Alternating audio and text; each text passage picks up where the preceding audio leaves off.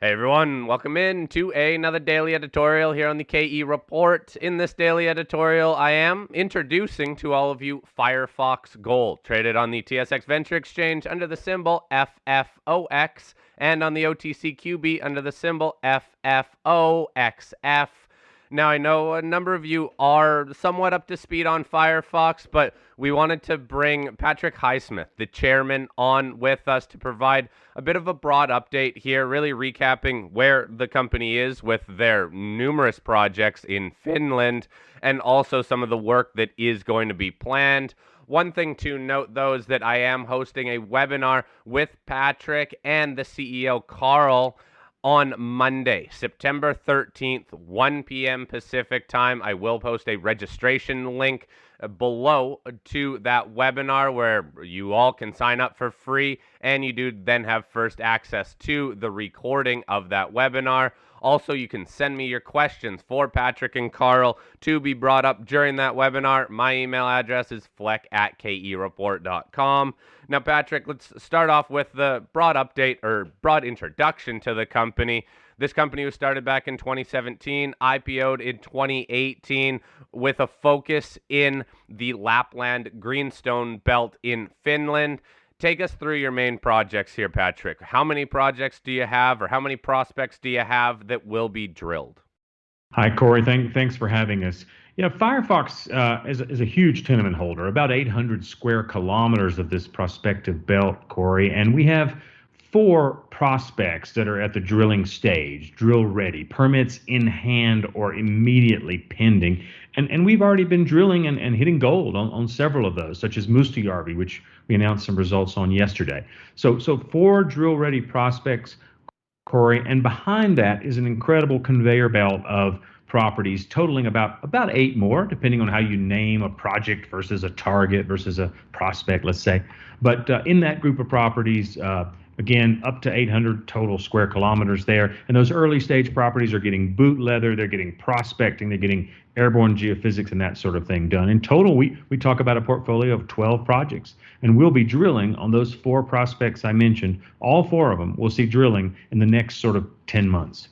Well, Patrick, just speak to us briefly about why it's important to be in those greenstone belts. As we know, they're prolific in many other countries like Africa and even in Canada. But why is it important, the greenstone belt you're part of in Finland, and how could that be prospective on these different 12 properties that you have? Well, 2 things I'd say about that question. First is, when I was at Newmont doing business development at Newmont a number of years ago, we look at the world's gold deposits, and quite frankly, orogenic gold, which is what tends to occur in these greenstone belts, a big word, it just sort of means a bunch of geological processes are building mountains there. And when that happens, you form these gold deposits. And orogenic gold as a class of deposits tend to be high grade, metallurgically favorable, and therefore yield good economic returns. So they're a good target for gold explorers and gold miners to be chasing. So that's first and foremost about greenstone belts. Now, they're not all created equal, however. This one in Finland, I first visited in 2003, as a matter of fact, was always known as a base metal district, and not much gold exploration had been done there. As that has sort of come in the last few years, as Finland opened up, and then as the mining law got more and more friendly, and then as the base metal explorers relinquished land, suddenly we had a greenstone belt in a great jurisdiction that was dramatically underexplored. So that's the other kicker in there, is we have highly prospective ground. We know how to go look for these gold deposits. We know they can be profitable. And this belt isn't in the deepest, darkest jungles. It's in the north of Finland, a great jurisdiction, and it happens to be quite underexplored. So hence, Firefox's birthing was designed and aimed at this gold rush in this part of the world.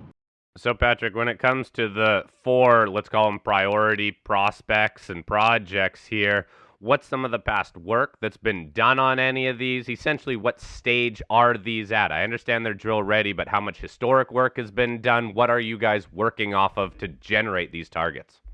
We have sort of something there for everyone. In the case of Mustajärvi, a company called Outokumpu, the Finnish national company, drilled the first holes there in the 90s, and we inherited a good database there, and that project had about 12 holes, a measly 700 meters, but a bit of drilling, most of which hit some high-grade gold, Corey. So that was what we'd call the first indications of a gold system. It was a drilling stage project when we got it, okay? And we've added to that about 6,200 additional meters. And these last two holes, of course, are everyone's favorites because we have two here recently that had 150 gram meters in them and high grade at that. So that's one extreme. When we move along to a project like Sarvi, which is to the north of Rupert Resources, we adjoin Rupert there at their Area 1 discovery at Sarvi. At Sarvi, there's been no drilling on the main property. There's a drill hole to the west that the Geological Survey of Finland drilled some years back that had over 3 grams in it. And there's been sampling, Corey. So that one's had GTK, Geological Survey of Finland, studies done. So there's a large database. We picked up the property, came with a lot of historic data, but no drilling. But that's really greenfields exploration, but in the sense that it's near a discovery, an emerging discovery. It's, kind of feels like you're in a mining neighborhood there and there's some data. There just hasn't been much drilling. And then if you shift to the south, to our Katiavara prospect down on our huge Yesio project, we announced results there this summer as well. First 3 drill holes ever, Corey. Nobody had drilled within kilometers of there. And it's 200 meters off the highway. Spectacular access. We had gold in boulders and outcrop ranging between 2 and 10 grams per ton at surface, and nobody had ever drilled it. So yes, greenfields exploration, first drilling, but you can drive right to it, 15 minutes from the town of Sodonkila and 200 meters off the highway. There is certainly remote greenfields exploration where we're hiking through the bush here, but those 4 prospects that are drill ready, they have historic data from the Geological Survey and previous explorers, and in the case of Mustajärvi, some reasonable drilling that identified the first gold.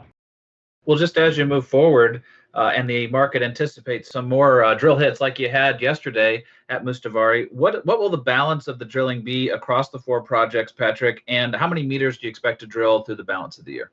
Well, Shad, clearly when you drill 150 gram meters, you're going to go back there. So Mustajärvi will see the drill arriving in early October. And what we're doing there with our technical team is working out closely spaced follow-up around that high grade that we've just reported. So in other words, high grade doesn't tend to be super continuous, right? So you want to stay close to home, maybe 20-meter step outs, but we'll certainly do some deep drilling there as well. So Mustajärvi will be developing what we call the high grade zone, and we've got new targets at Mustajärvi as well, 600 meters away that we just announced last month. That were also pretty encouraging. So a little bit of a mix at Mustajärvi, right next to the high grade, developing the high grade zone there, growing it hopefully, and then testing a target where we've just put the first hole into it a few hundred meters away. On the other projects, as I mentioned, Sarvi will see its first drilling ever, and that's dependent upon the work we're doing right now, Shad. We've just done trenches out there. The rocks are in the lab. We're going to do till sampling. These projects are often covered by glacial sediments that you have to sort of drill through to sample the bedrock underneath. And those results are still pending, so we don't know how much meterage the Sarvi project will get. But given its address right next to Europe's most important gold discovery in many years, we expect Sarvi will see a reasonable proportion of the program. Similarly for the other occurrences down at the Yesio project I mentioned. Earlier stage, but we definitely have strong targets and indications where the gold is. So in total, we're fully funded to drill about 8,000 or 9,000 meters of core here, Shad. So we will divide that up pretty heavy on Mustajärvi, but all 4 of these projects will see some of that. And of course, where we go from there will be dependent upon results. And the good news is we don't need money to get busy drilling. All right, well, we'll save the rest of the information on some of these projects and prospects for the webinar, but just a quick comment on this Lapland Greenstone Belt. There are some well-known companies, both explorers and larger companies within this belt. What can you tell us about this Lapland Greenstone Belt and who it's owned by? Who are some of your neighbors? The prospective ground in the central Lapland Greenstone Belt is controlled by 4 juniors and 2 majors. If you look around the world at greenstone belts, you normally see just a checkerboard of a dozen or more companies, and that happened because we had early movers who acted aggressively. The major companies are names we'd know. B2 and Agnico Eagle both have land holdings in their own name. And Agnico, of course, operates Europe's largest gold mine in the Lapland Greenstone Belt at the Kittilä mine. And B2 is a significant explorer. Now, Kinross is invested in the belt, and has acted in joint ventures, but they've not taken up ground under their own name very much around the belt yet. The juniors, of course, everybody knows Rupert Resources. What a great discovery they've had.